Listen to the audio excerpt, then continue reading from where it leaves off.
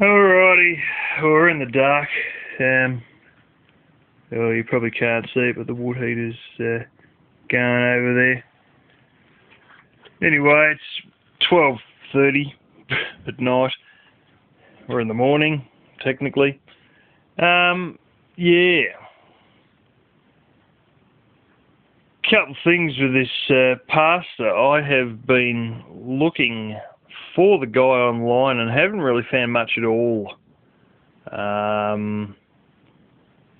honestly spent about 8 or 9 hours. I am buggered black and blue to find an active YouTube channel that he's using. Now, I found one that may or may not be his, but not active for 2 years. I found the girl's one, active as of friggin' 2 days ago and all this sort of thing. But it's just a few liked videos. She leaves no comments on any of these videos or anything. A lot of it's Christian music, but there's one there that, it's sort of about, she's got a lot of troubles with confidence and a lot of troubles with courage and stuff like that. And, yeah, it was a liked video there that was to do with that sort of stuff. I can find his LinkedIn page. I can find her Instagram, which I sort of knew about it all along. She sort of has shared it with her sister. And a lot of it's just all the artwork that she's done.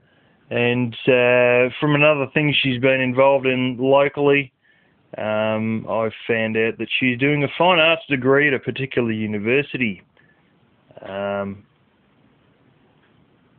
Long and short of it, I've really got nothing against her. She's a sort of girl that is scared of her own shadow, and real troubles with just confidence and courage and fear and all that sort of stuff. She's just timid beyond belief, and it's basically crippling her life, and I don't think there's a reason to stand on her toes and make things worse for a girl who has enough trouble getting along day to day as it is, without, without any of us biting at her ankles. In a way you feel sorry for her because, I've been there and I've come out of it all, but you see she's struggling with it badly, and sort of girl that I reckon if you trolled her hard enough, she'd probably commit suicide, So I don't want to mess with her or anything like that. She decided she didn't want to help me with any of this stuff. And that's her right, and that's her decision. And she's got a life of her own, which is fairly busy from what I can gather anyway. I know that she works at a certain place as well as going to university in another city, and I think she's got enough on her plate as it is. But her old man, he didn't need to go where he went, so he's open for the fucking taking. But the trouble is, I have tried every trick in the book looking for this guy, and I'm buggered to know where it is. I've tried variations of his name. I've tried putting the word pastor in front of his name. I've tried putting the word channel in case it's, try and find us, the channel he's in. Fucking hell. The church itself is supposed to have a website. I can't even find that. Honestly, it's that fucking stupid.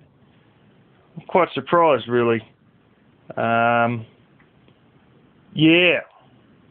I'll tell you about another little thing he come out with at one point. Now they're claiming now that they're, getting ahead financially, but it wasn't so long ago, sometime, a year or so back, year and a half back, we've got to bring more money into this place, how are we going to do it? And they had a meeting.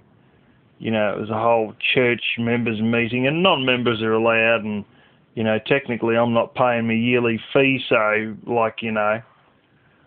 but I went anyway, throwing me $2 worth, and, all these different ideas that you could see they'd sink thousands of dollars into, and they'd never pay themselves off or raise any money for the church or anything like that. all crap. And then he was, they come out with the idea, I find out, I heard of this idea and this name come up, and it turns out this name of this organisation that comes up is his main week, his day job during the week. He works for a Christian-based charity that deals with, God says to help the needy. Well, this doesn't deal with the needy. It deals with the users and the losers and the abusers, basically. And, it helps them out. Now, the idea, usually with temporary accommodation and all that sort of stuff. And he came up with an idea how we can make money with all this stuff. And, it's going to have a fair amount of outlay, but sort of almost a guaranteed come-back-erance. But then you'd have to make sure that the local government would approve of it, which they may not. And the idea was great for making money, but you can forget the bloody church in the process just about, because he had an idea of putting in half a dozen flats, and he was real, this, that, they'll build this, they'll do that. I didn't realise at the time that he actually works in his day job for this mob.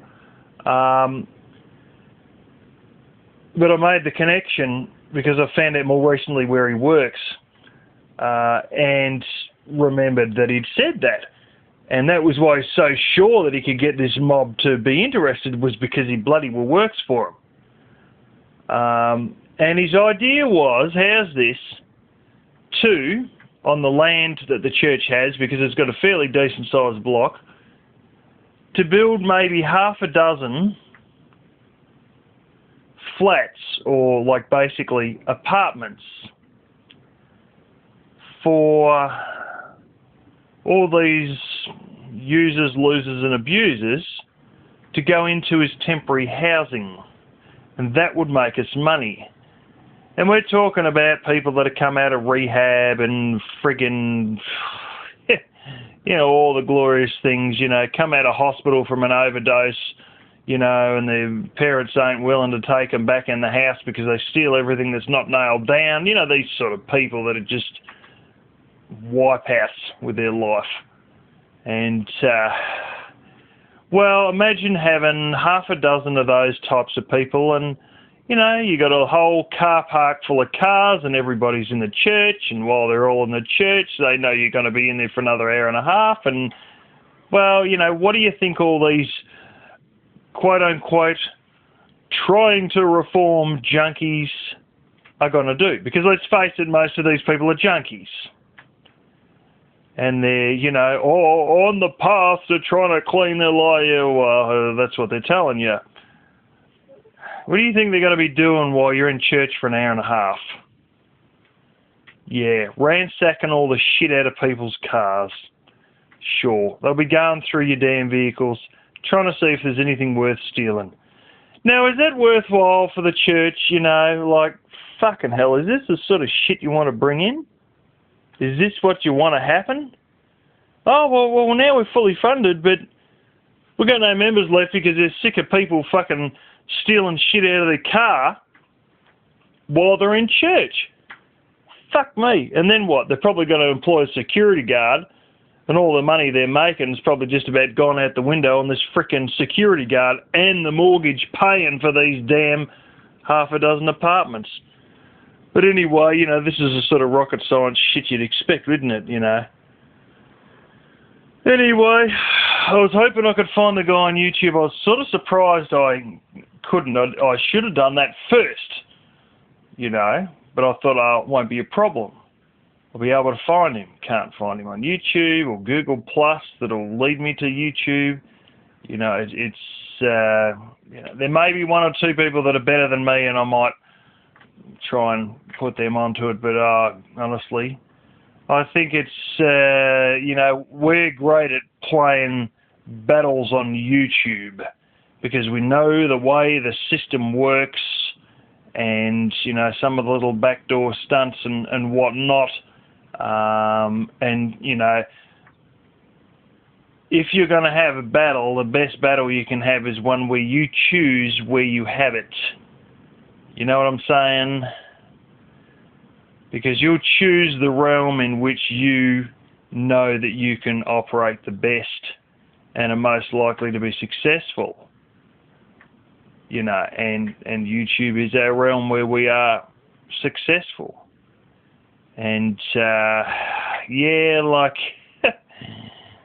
yeah, I don't think having a go at someone's LinkedIn account, and I recently found out that LinkedIn has gone and, you know, put all these bloomin'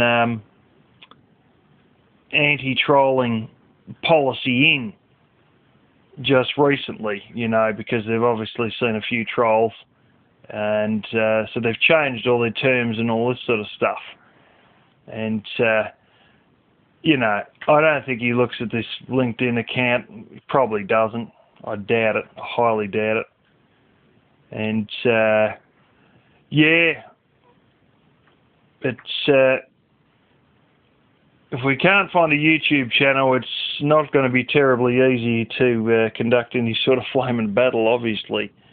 And long and short of it is, I think I'll eventually just write the guy a letter and hand it to him, and that'll be that.